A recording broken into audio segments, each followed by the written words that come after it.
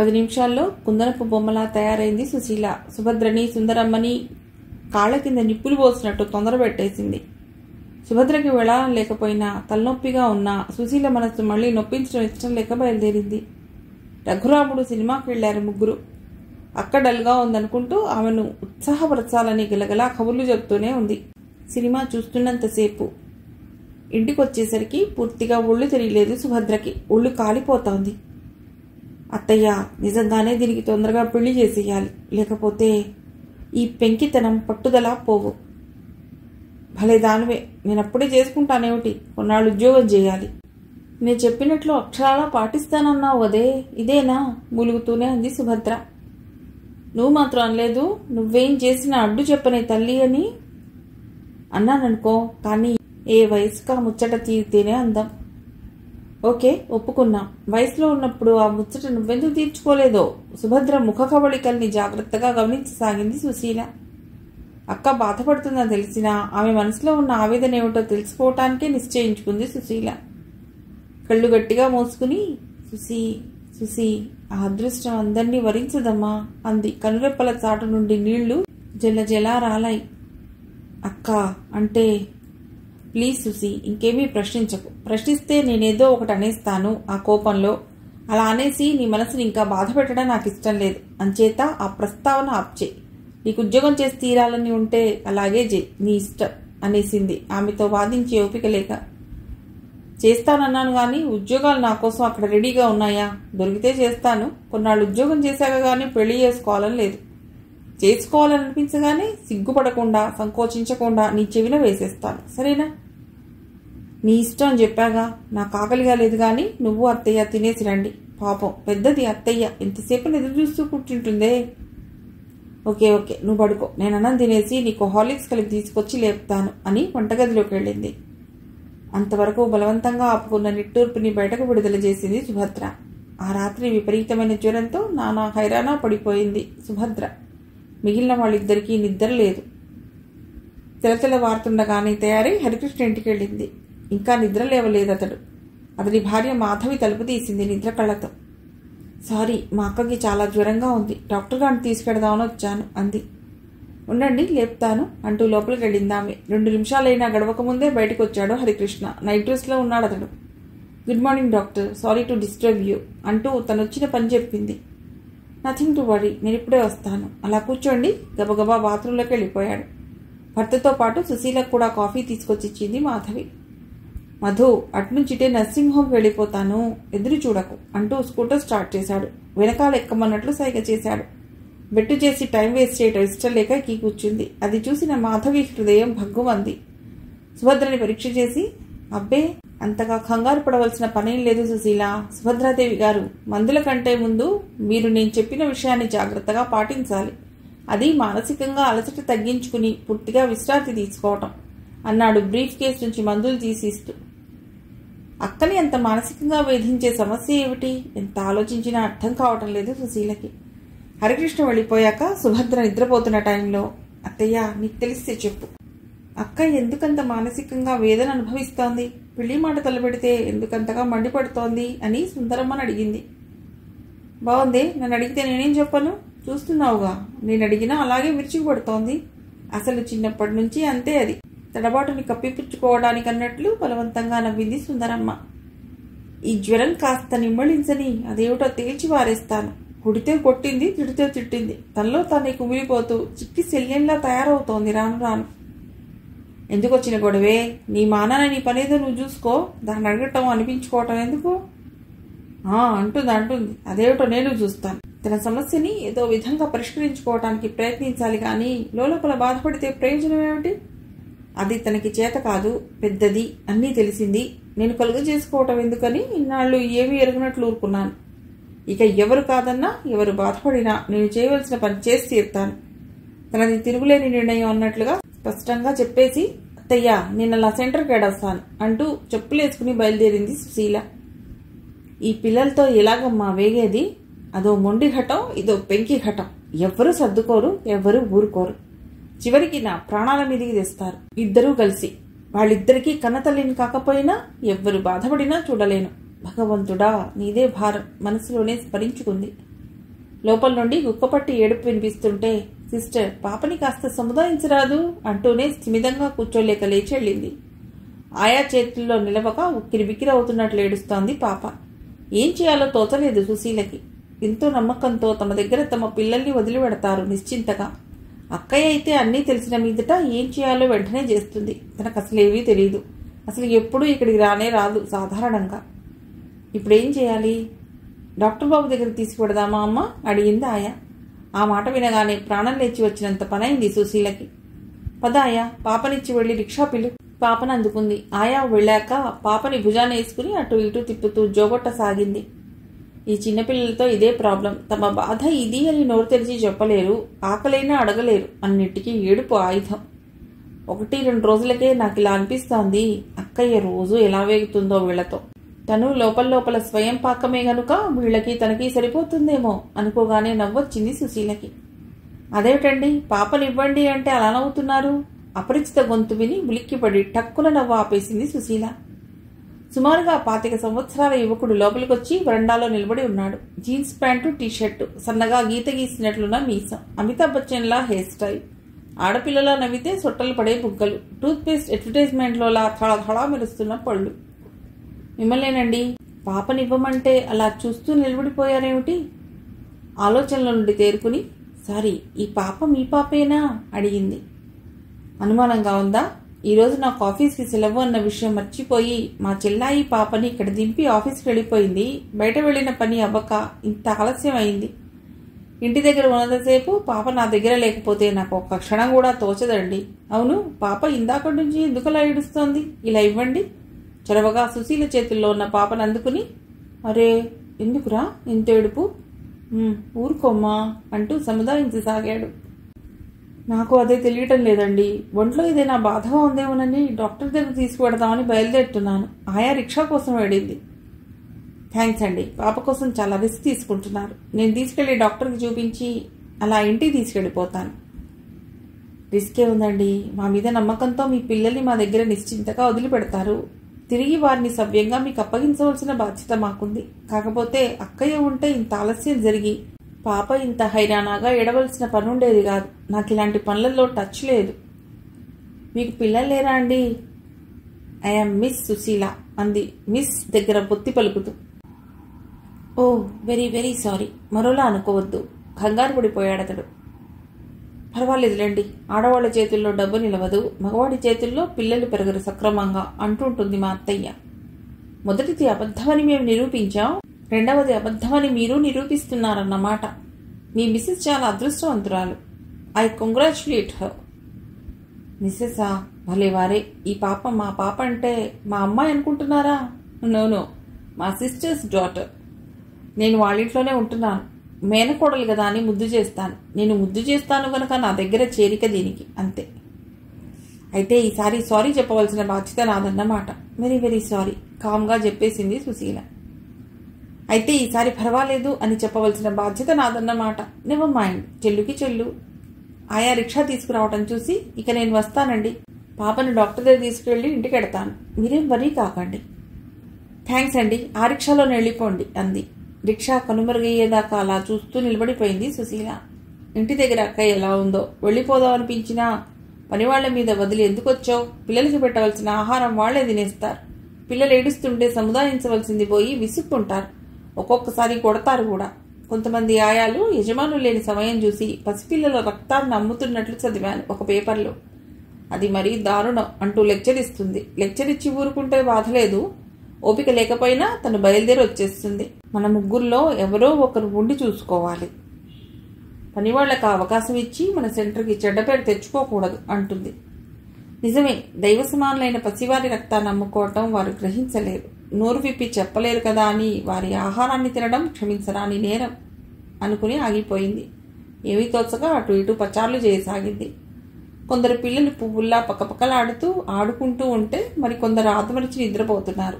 ఆ నిద్రలో ఏం కలలు కంటున్నారో గాని తమలో తామే నవ్వుకుంటున్నారు. ఎవరో కొడుతున్నట్టు కెవ్వున ఏడుస్తున్నారు. ఇనుముని కొలిమిలో కాల్చి సాగకొట్టి మనకు కావలసిన పరికరాలు తయారు చేసుకున్నట్లుగా ఈ పాల మనసుల్ని అతి జాగ్రత్తగా ప్రేమతో విద్యాబుద్ధులు నేర్పించి దేశానికి సాయపడే పౌరులుగా తీర్చిదిద్దాలి అది ఎంత కష్టం. ఓర్పుతో నేర్పుతో చేయవలసిన ఆ పనికి పురుషుల కన్నా స్త్రీలే సమర్థులు. నేటి విద్యా విధానంలోని అవకతవకలు, అసంతృప్తితో గాలివాటికి అనుకూలంగా జీవితాలు గడుపుతున్న ఉపాధ్యాయులు ఈ పసిపిల్లలను తగు విధంగా తీర్చిదిద్దలేకపోతున్నారు. వారిలోని సున్నితత్వాన్ని పరీక్షకు గురిచేసి కఠినాత్ములుగా తయారు చేస్తున్నారు. బండబారిపోయిన ఆ పసివారు తమ జీవితాలు ఎటువంటి అగాధపు లోయల్లోకి కూరుకుపోతున్నాయో గ్రహించలేక దొంగలు, స్మగ్లర్లుగా, దేశద్రోహులుగా తయారవుతున్నారు. ఎంత దారుణం! ఇంతమంది బిడ్డల జీవితాలు అలా నిరుపయోగంగా తయారవుతున్నాయని భరతమాత బోరు బోరున విలపిస్తుంటే ఒక్కరూ వినిపించుకోరేం. ఆవిడ మొర ఆలకించరేం. మేడల మీద మేడలు కట్టాలి, ఎదుటివాడిని కూలదోసి పక్కపక్క నవ్వాలన్న ధ్యాసే తప్ప 10 మందికి ఉపయోగపడే పని తలబెట్టాలని ఒక్కడూ అనుకోడెందుకు? ఈ దేశం ఎడిపోతోంది. ముందుకా వెనక్క? ఒక అడుగు ముందుకు వేస్తే 10 అడుగులు వెనక్కి వేస్తోంది. ఇలా ముందు వెనుకల సయ్యాటలో ఆఖరకు పాదాల కింద నలిగిపోయేది పసివారి జీవితాలే.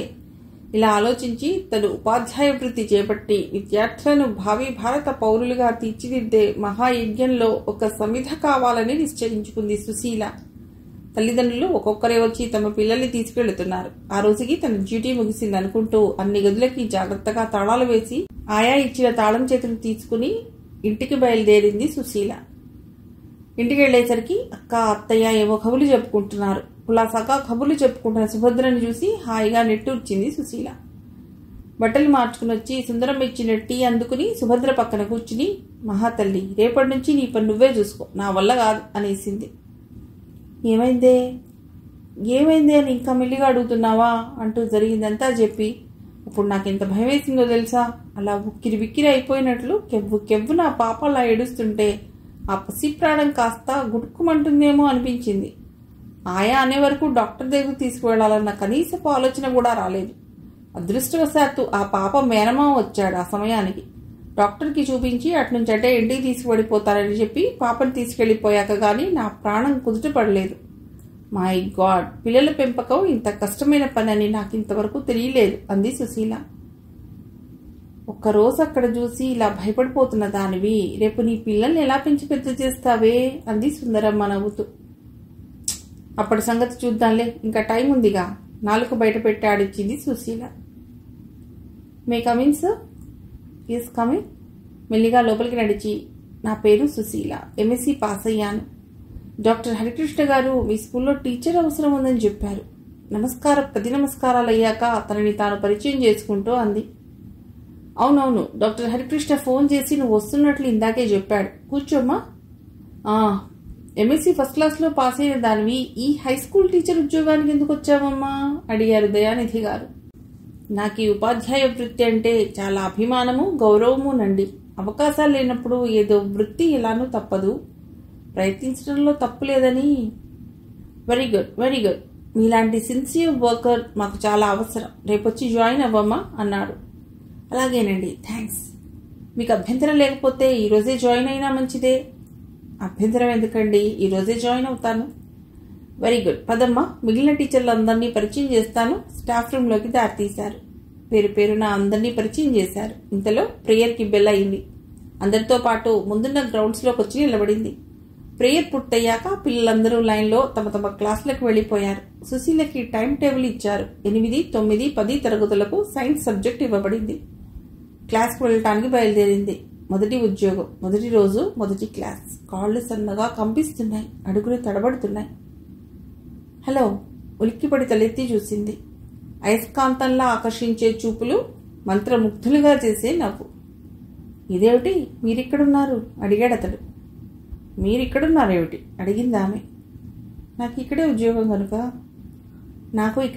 కనుక ఇక్కడున్నాను అంది సుశీల నవ్వుతూ. Is it? ఆశ్చర్యాన్ని వ్యక్తం చేశాడు. Yes, it is. Very good, congratulations. Thanks. మీ పీరియడ్ క్లాస్ ఉందా? అవును, 9th B. గుడ్, వెళ్ళిరండి. Best of luck. Thank you. అతడు వెళ్ళిపోయాక, అయ్యో అతడి పేరు అడగడం మర్చిపోయానే అనుకుంది. పేరు ఏదైతేనేమి, మనిషి మంచివాడు, అందగాడు, బస్ అది చాలు అనుకుంది. 9th B అని రాసి ఉన్న క్లాస్లోకి వెళ్ళింది. గుడ్ మార్నింగ్ టీచర్ అని లేచి నిలబడి ముక్త కంఠంతో అన్నారు పిల్లలందరూ. వై గుడ్ మార్నింగ్ చిల్డ్రన్ అంటూ క్లాస్ అంతా కలిగి చూసింది. సిట్ డౌన్ చిల్డ్రన్ అంది. Thank you teacher. తమ తమ సీట్లలో సర్దుకుని కూర్చున్నారు. టీచర్ కొత్త సంబోధన ఆమె మనసులో గిలిగింతలు పెట్టింది. ఆమె పెదవులు అప్రయత్నంగానే విచ్చుకున్నాయి. మొదటి రోజే పాఠాలు చెప్పి పిల్లల్ని విసిగించడం మంచిది కాదని భావించి వారి పేర్లు, తండ్రి పేరు, ఎక్కడ ఉండేది మొదలైన వివరాలు అడుగుతూ పేరు పేరున అందరినీ పరిచయం చేసుకుంది. జనరల్ నాలెడ్జ్ క్వశ్చన్స్ వేసి తెలివితేటల్ని పరీక్షించింది. మొత్తానికి సంతృప్తికరంగానే ఉంది ఉద్యోగం అనుకుంటూ బెల్ కాగానే బయటకు వచ్చింది. ఇంటర్వెల్లోనూ లంచ్ టైంలోనూ మిగిలిన టీచర్స్తో పరిచయపూర్వకంగా కొన్ని కబుర్లు చెప్పింది. స్కూల్ వదిలిపెట్టాక బయటకు వస్తుంటే దయానిధి గారు ఎదురుపడి, ఎలా ఉందమ్మా ఉద్యోగం అన్నారు. నాకు చాలా సంతృప్తికరంగానే ఉందండి. నా శక్తి వంచన లేకుండా కృషి చేసి ఈ స్కూల్ అభివృద్ధికి తోడ్పడతాను అంది ఉత్సాహంగా. వెరీ గుడ్, వెళ్ళినా అమ్మా అన్నారు ఆయన. గేట్ నుంచి బయటకు వచ్చి ఇంటి ముఖంగా నడవసాగింది. Hello miss Susheela. వెనుక నుంచి వచ్చి ఆమెను కలిశాడతడు. హలో, పేరు లేని మిస్టర్. మీరు ఏ క్లాస్లకి అటెండ్ అవుతారు? నాకు పేరు లేదని ఎవరు చెప్పారు? మీరు చెప్పలేదుగా. మరి మీరు పేరు చెప్పమని అడగలేదుగా. ఇప్పుడు అడుగుతున్నాను, చెప్పండి. రాంబాబు నా పేరు. నేను అసలు ఏ క్లాస్కి అటెండ్ అవ్వను. అదే స్కూల్లోనే పనిచేస్తున్నానన్నారుగా. అవును, ఇప్పుడు కాదనడం లేదుగా. అయితే ఆఫీస్ స్టాఫ్లోనా? అవును, క్యాషియర్గా. అచ్చా, మీరు రోజు ఇంటికి నడిచే పెడతారా? కాదు, ఎగిరి నవ్వాడు. ఇల్లు దూరమేమో, ఏ సిటీ బస్సులోనైనా వస్తారేమోనని. దూరమేమీ లేదు, మీ సెంటర్కి మీ ఇంటికి మధ్యలో ఉంది మా ఇల్లు. మీరు అదే మీ అక్కయ్య గారు రోజు మా ఇంటి ముందు నుండే సెంటర్కి పెడుతుంటారు. ఐసీ అంది. ఏదో చుట్టుకున్న జ్ఞాపకం వచ్చిందాన్లా. రాంబాబు గారు, మీరు ఇంటికి వెళ్ళిపోండి. ఈ పక్క సందులోనే డాక్టర్ హరికృష్ణ గారు ఇల్లుంది. నాకు ఈ ఉద్యోగం ఇప్పించింది ఆయనే. ఒకసారి వెళ్ళి థ్యాంక్స్ చెప్పి వచ్చేస్తా అంది. Okay, as you like. Thank you, see you tomorrow. సుతారంగా చెయ్యూపి సందు మళ్ళింది సుశీల. సుశీల వెళ్లేసరికి మాధవి వరండాలో కూర్చుని పిల్లలిద్దరినీ ఆడిస్తోంది. నమస్కారం అండి, డాక్టర్ గారు ఇంకా రాలేదా అంటూ చిన్నగా పలకరింపుగా నవ్వుతూ లోపలికి అడుగుపెట్టింది. అంతవరకు నవ్వుతున్న మాధవి సుశీలను చూడగానే స్విచ్ నొక్కగానే ఆర్పేసిన లైట్లా నవ్వు ఆపేసింది. అది గమనించిన సుశీల మనసు చిన్నబోయింది. ఆయన ఉదయం నీ ముఖం చూశాకే డ్యూటీకి వెడతారు. సాయంకాలం డ్యూటీ పూర్తవగానే నీ ముఖం చూశాక గానీ ఇంటికి రారుగా. మళ్ళీ ఈ నంగనాచి వేషాలెందుకు? మాధవి గారు, గట్టిగా అరిచింది సుశీల.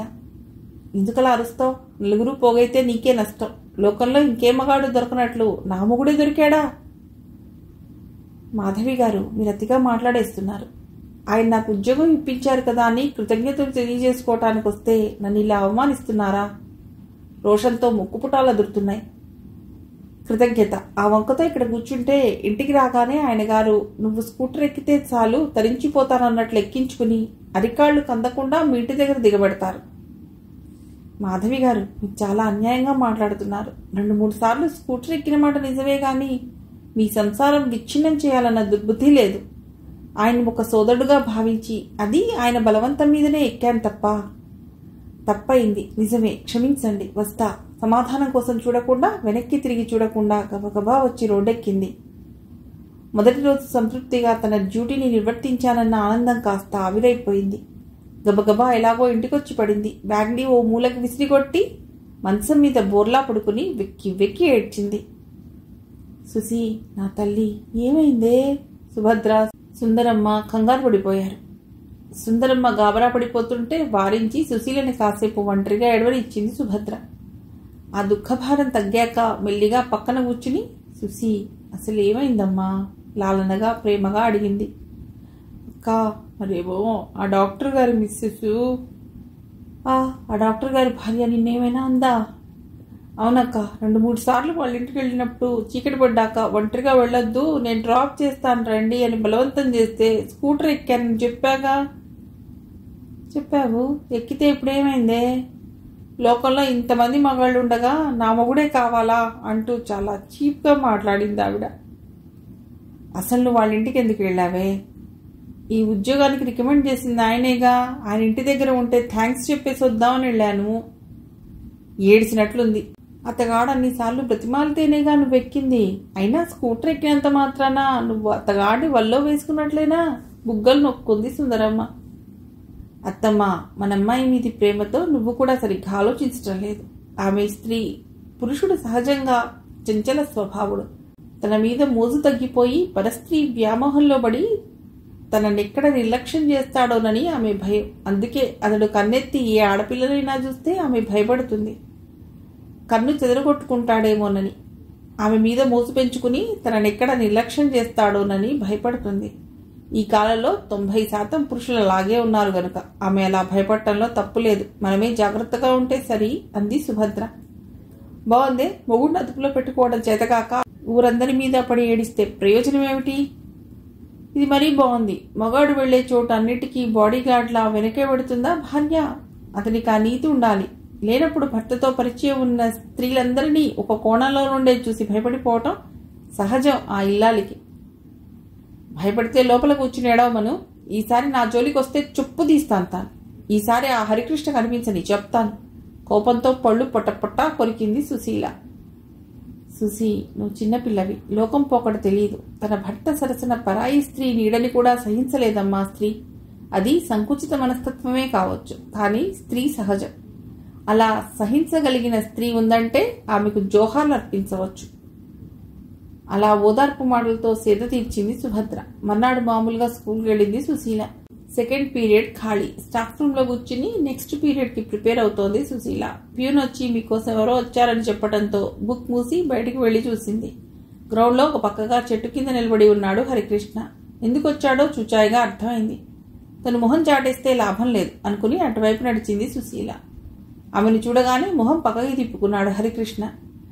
చల్లకొచ్చి ముంత దాచడం ఎందుకు హరికృష్ణ, సూటిగా పాయింట్కి వచ్చేయండి అంది తను ఏటో చూస్తూ. సుశీల, నీతో ఎన్నోసార్లు అన్నాను, గుర్తుందో లేదో గాని మీ అక్కయ్య గారు నన్ను ఒక తమ్ముడిలా భావిస్తానని. నేను నిన్ను ఒక సోదరిగా భావించానే తప్ప దురుద్దేశంతో చనువు తీసుకోలేదు. నువ్వెందుకు అలా చెడ్డగా ఆలోచించావు? నేను కాదు, మీ మిసెస్ చెడ్డగా ఆలోచించారు. ఒక ఆడపిల్ల అతిథిగా మన ఇంటికి వచ్చిందన్న ఆలోచన అయినా లేకుండా నోటికొచ్చినట్లు హీనంగా మాట్లాడి నన్ను అవమానించారు. అక్కడికి నేను ఎన్నోసార్లు నచ్చ చెప్పడానికి ప్రయత్నించాను. వినిపించుకుంటే కదా తన ధోరణి తనదే. ఇక నేనేం చేసేది? మీకు తెలుసు, మీరెంతో బలవంతం చేస్తేనే కదా నేను మీ స్కూటర్ ఎక్కింది. నిజమే సుశీల, కానీ ఇవన్నీ ఆ మూర్ఖురాలికి తెలిసేదెలా? నిన్న రాత్రి నా మీద కోపంతో పిల్లల్ని కూడా వదిలేసి పుట్టింటికి వెళ్ళిపోయింది. మై గాడ్, నిజమా? అవును సుశీల. ఐఎమ్ సారీ హరికృష్ణ గారు. ఆవిడ అటువంటి మనిషి అయినప్పుడు మీరు కొంచెం డిజర్వ్డ్గా ఉండవలసింది. సంసారంలో కలతలొస్తే సర్దుకోవటం కష్టం. అడ్జస్ట్మెంట్ గుణం ఎవరో ఒక్కరికైనా ఉండాలి, తప్పదు. అతన్ని చెడామడా తిట్టాలనొచ్చినా ఒక్కరోజుకే పీక్కుపోయినట్లు దిగులుగా ఉన్న అతన్ని చూసి అలా కఠినంగా ప్రవర్తించలేకపోయింది సుశీల. హరికృష్ణ గారు, నా కారణంగా మీరిద్దరూ విడిపోవటం నాకు బాగుండటం లేదు. నేనేమైనా చేయగలనేమో చెప్పండి, చేస్తాను. అవసరం లేదులేండి. మాధవి అనవసరంగా నీ మనసు నొప్పించినట్లుంది. Very very sorry. Never mind. మీరు వాళ్ళ ఊరెళ్ళి ఆవిడికి నచ్చజెప్పి తీసుకురండి, లేకపోతే పాపం పిల్లలు బెంగపెట్టుకుంటారు. చూస్తాను. Sorry to disturb you. వస్తాను అంటూ గబగబా వెళ్ళిపోయాడు. అతడు కనుమరుగయ్యేదాకా చూసి స్టాఫ్ రూమ్ వైపు నడిచింది సుశీల. స్కూల్ నుండి వస్తూ సెంటర్ దగ్గర ఆగి, రాంబాబు గారు, అక్కయ్య ఇంకా ఇక్కడే ఉన్నట్లుంది, మీరింటికి వెళ్ళిపోండి, నేను అక్కయ్యతో కలిసి పెడతాను అంది సుశీల. ఓకే, సీయూ అనుకుంటూ వెళ్ళిపోయాడు అతడు. వెళ్లేటప్పుడు రోజు సుభద్రతో కలిసి సెంటర్ దాకా వెళ్లి అటుపైన ఒక కత్తి పెడుతుంది. వచ్చేటప్పుడు రాంబాబుతో కలిసి సెంటర్ దాకా వచ్చి ఏకంగా సుభద్రతో కలిసి ఇంటికి వెడుతుంది. రాంబాబుతో చనువు ఈ మధ్య బాగా పెరిగిందనే చెప్పాలి. అక్క, సీరియస్ గా వ్రాసుకుంటున్న సుభద్ర తలెత్తి చూసి, నీకోసమే చూస్తున్నాను చూసి, కూర్చో, ఇప్పుడే వచ్చేస్తాను అంది వ్రాస్తూనే. అక్క, నీ బ్రహ్మరాత కాసేపు ఆపు ప్లీజ్. ఏమిటే? కలం టేబుల్ మీద పెట్టి వేళ్లు విరుచుకుంటూ అడిగింది సుభద్ర. హ్యాండ్ బ్యాగ్ లో నుంచి ఒక కవర్ బయటికి తీసి సుభద్ర చేతిలో పెట్టి వంగి పాదాలకి నమస్కరించింది. ఏమిటే ఇది? తెల్లబోయింది సుభద్ర. నా జీతం అక్క. అక్క, అత్తయ్య పెళ్ళి పెళ్ళి అని కోరుతున్నా నా కోరిక ప్రకారం చదివించావు. ఎటువంటి పరిస్థితులు ఎదురైనా తట్టుకోగలనని ఆత్మవిశ్వాసాన్ని పెంపొందించడానికి అవకాశాలు కల్పించావు. ఏ తల్లిదండ్రులు కూడా తమ బిడ్డల్ని పెంచినంత అపురూపంగా ఆదర్శవంతంగా తీర్చిదిద్దావు. నాకేమైనా లోటు జరుగుతుందేమోనన్న భయంతో స్త్రీ జీవితంలో ముఖ్య ఘట్టమైన వైవాహిక జీవితానికి కూడా దూరమయ్యావు. ఏ విధంగా నీ రుణం తీర్చుకోగలనక్కా? సుసి దగ్గరకు లాక్కొని తన హృదయానికి హత్తుకుంది. ఆమె కళ్ళ నుండి నీళ్లు జారిపడి అక్షింతలై సుసి శిరస్సును అలంకరించాయి. నిన్ను ఆదర్శవంతంగా తీర్చిదిద్దడమే నా జీవితాశయం అనుకున్నాను. నువ్వు పట్టుదలతో కృషి చేసి నా ఆశయాన్ని నెరవేర్చావు. నాకిప్పుడు ఎంత సంతోషంగా ఉందో తెలుసా? నేను నీకు అక్కలాగాక అమ్మలా అనిపిస్తున్నానంటావు కదా. తల్లిదండ్రులు తమ బిడ్డలు ఉన్నతులు కావాలని, అది తమ బాధ్యత అని ఎలా భావిస్తారో నేను నీ గురించి అలాగే భావించాను. తమ కుటుంబ పరువు ప్రతిష్టలు కాపాడాలి అని తప్ప ఏ ప్రతిఫలాన్ని ఆశించరమ్మా తల్లిదండ్రులు తమ బిడ్డల నుండి. నిన్ను చూసి నేను గర్వపడేలా నీ జీవితాన్ని తీర్చిదిద్దుకున్నావు. నాకు చాలా చాలా సంతోషంగా ఉందమ్మా. అమ్మా, ఇంకొక బాధ్యత నా నెత్తి మీద ఉందమ్మా. అది కూడా నెరవేర్చుకునే అవకాశం ఇవ్వు. నీ ఇష్టం అక్క. కానీ లేవకుండా అలాగే సుభద్ర భుజం మీద తలాంచుకునే అంది. కానీ చెప్పమ్మా, మృదువుగా అడిగింది. ఏమీ అనుకోవుగా? ఎందుకు అనుకుంటాను పిచ్చి తల్లి. నీ నిర్ణయం సరైనదైతే ఎస్, లేకుంటే అందులోని మంచి చెడ్డలు నీకు అర్థమయ్యేలా చెప్తాను కానీ కోపం తెచ్చుకోను, సరేనా? ఏమీ మాట్లాడక ఏదో ఆలోచిస్తున్నట్లు అలాగే ఉండిపోయింది సుశీల. సుసి, నీ మనసులో ఎవరికైనా చోటిచ్చావా? ఆత్రం పట్టలేని సుభద్ర అతి మెల్లగా అడిగింది. పక్కనున్న సుభద్రకే వినిపించేంత మెల్లిగా అంది సుశీల. సుశీల భుజాలు బట్టి తనకు అభిముఖంగా లాక్కుని ఎవరు అంది సీరియస్గా. ఇప్పుడేగా అన్నావు కోపం తెచ్చుకోనని గద్గద స్వరంతో అంది. అప్పటికే కళ్ళల్లో నీళ్లు నిండుకున్నాయి. కోపంగా తల్లి, ఆరాటం. చెప్పమ్మా, ఎవరు? అతడెక్కడుంటాడు? ఏం చేస్తాడు? ఆ గొంతులో తీవ్రత కాస్త తగ్గింది. వద్దులే, నువ్వే చూడు, నీకు నచ్చిన వాడినే చేసుకుంటాను నవ్వింది సుభద్ర. పిచ్చి తల్లి, నాకు నచ్చినవాడు కాదు, నీకు నచ్చినవాడు, నిన్ను మెచ్చినవాడు, అన్ని విధాలా యోగ్యుడై ఉండాలి తల్లి. నీ భర్త కావలసినవాడు. నేనేమీ అనను, చెప్పమ్మా బుజ్జగించింది. రాంబాబని నేను పనిచేసే స్కూల్లోనే పనిచేస్తాడు. చాలా మంచివాడు. నువ్వు చూసే ఉంటావు, అప్పుడప్పుడు మన సెంటర్కి కూడా వస్తుంటాడు. అక్క, జస్ట్ అతడు చనువుగా మాట్లాడతాడు. నేను సరదాగా కబుర్లు చెప్తాను, అంతే తప్ప ఇద్దరూ కూడా ప్రేమ డైలాగులు వల్లించుకోలేదు. అతడి మంచితనం, వ్యక్తిత్వం నాకు నచ్చింది. సరేనమ్మా, అతడి నాకు పరిచయం చేయి. అన్ని విషయాలు నేను మాట్లాడతాను. అన్నీ అనుకూలంగా ఉంటే తొందరలోనే మీ పెళ్లి జరిపించేస్తాను. పదమ్మా, చాలా పొద్దుపోయింది. అత్తయ్య ఎదురు చూస్తుంటుంది. బయటికి రాగానే తలుపులు మూసి తాళం పెట్టి అక్క వెంట నడిచింది సుశీల. ఇద్దరూ వస్తుంటే పాపనెత్తుకుని బయట పచారులు చేస్తున్నారు రాంబాబు. హలో, ఇంతవరకు ఇంటికి వెళ్ళలేదా? దగ్గరకు వస్తూ పలకరించాడు. సెంటర్లో అక్కతో కబుర్లు చెప్తూ కూర్చుండిపోయాను. ఈవిడ మా అక్క సుభద్ర. అక్క, ఇతడే రాంబాబు, మా స్కూల్లోనే పనిచేస్తారు అంటూ పరిచయం చేసింది. నమస్కారం అండి. నేను ఈ పాప కోసం 2-3 సార్లు మీ సెంటర్కి వచ్చాను, గుర్తున్నానో లేదో? అవునవును, చూసినట్లే జ్ఞాపకం. రండి లోపలికి, మా చెల్లెలు బావలను పరిచయం చేస్తాను అన్నాడు. ఇప్పుడు కాదులే బాబు, మరోసారి వస్తా. బాగా చీకటి పడిపోయింది కదా అంది సుభద్ర.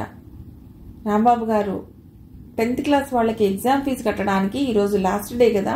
బి సెక్షన్లో ఒక అమ్మాయి సమయానికి వాళ్ళ ఫాదర్కి డబ్బు చేతికందలేదని బాధపడితే నేను కడతానులే అని చెప్పాను. లాస్ట్ పీరియడ్ తర్వాత నేను ఆఫీస్ రూమ్లోకి వచ్చేసరికి మీరు డ్రాయర్ లాక్ చేసి బయటకు వచ్చేశారు. రేపు స్కూల్కి రాగానే డబ్బు మీ ఇచ్చేస్తాను, ఎలాగో మేనేజ్ చేసేయండి. దానిలో ఆ విషయం చెప్పడమే మర్చిపోయాను. అలాగే వెళ్ళండి, దాందే ఉంది. ఓకే, వెళ్ళొస్తా. ఓకే, నమస్కారం అండి, ఉంటాను. సుభద్రకి నమస్కరించాడు రాంబాబు. ఇంటికి రాగానే మేనత్తకి ఆ విషయం చెప్పి, అత్తయ్య, ఇన్నాళ్లకి సుసి నా మనసులోని ఆరాటాన్ని గమనించింది. కుర్రాడు బాగానే ఉన్నాడు. లోపలికి రమ్మని చాలా బలవంతం చేశాడు గాని ఈరోజు మంచిది కాదు, అష్టమి పూట. ఆ ప్రస్తావన తేవడం ఎందుకని వెళ్లకుండా వచ్చేశా. ఈ రోజు కాకపోతే రేపు, ఈ 2-3 రోజుల్లో పుట్టి మునిగేదేముంది శుభా. ముందే చెప్తున్నా, అమ్మాయిని తీసుకెళ్లి వేరింటి కాపురం పెడితే కుదరదు. అబ్బాయి అమ్మాయి కూడా మన ఇంట్లోనే ఉండిపోవాలి. ఆ మాట స్పష్టంగా వాళ్ళతో చెప్పు. ఈ బంగారు తల్లిని వదిలి మనం ఉండగలమా? అంటే ఇల్లరికమా అత్తయ్య? ఇష్టం లేనట్లు మొహం పెట్టింది సుశీల. నువ్వు ఏ పేరు పెట్టుకున్నా సరే, నిన్ను వదిలి మేమిద్దరం ఉండలేం. అసలు మేం బతుకుతున్నదే నీకోసం. సుందరమ్మ గొంతులో జీర చూసి కలవరపడింది. అలాగే అత్తయ్య, అందుకు అతడు ఇష్టపడితేనే పెళ్లి చేసుకుంటాను. మిమ్మల్ని వదిలి నేను మాత్రం ఉండగలనా? సుశీల కళ్ళలో నీళ్లు నిండుకున్నాయి. చా ఊరుకో తల్లి, శుభమాని పెళ్లి కబుర్లు చెప్పుకుంటూ కంటనీరు పెట్టుకోకూడదు. లేచెళ్ళి బట్టలు మార్చుకుని కాళ్ళు ముఖం గడుక్కునిరా, అన్నాలు తిందాం. సుశీల తల నిమిరి పాలభాగం చుమ్మించింది సుభద్ర. రాంబాబుతో పరిచయమైన దగ్గర నుండి తన పెళ్లి గురించి, తామిద్దరూ గడపబోయే వైవాహిక జీవితం గురించే ఆలోచించింది. కానీ తన మీదే ఆశలన్నీ పెట్టుకుని తనే తమ ప్రాణంగా భావించే అక్క అత్తయ్య గురించి ఆలోచించనే లేదు. నిజంగా నేను సెల్ఫిష్ క్రీచర్ని, తనను తానే తిట్టుకుంది సుశీల.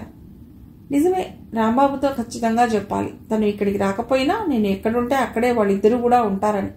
ఒప్పుకోకపోతే అసలు పెళ్ళే చేసుకోను అని గట్టిగా నిర్ణయం చేసుకున్నాక కానీ నిద్ర పట్టలేదు సుశీలకి. మిగిలిన కథ తర్వాతి భాగంలో.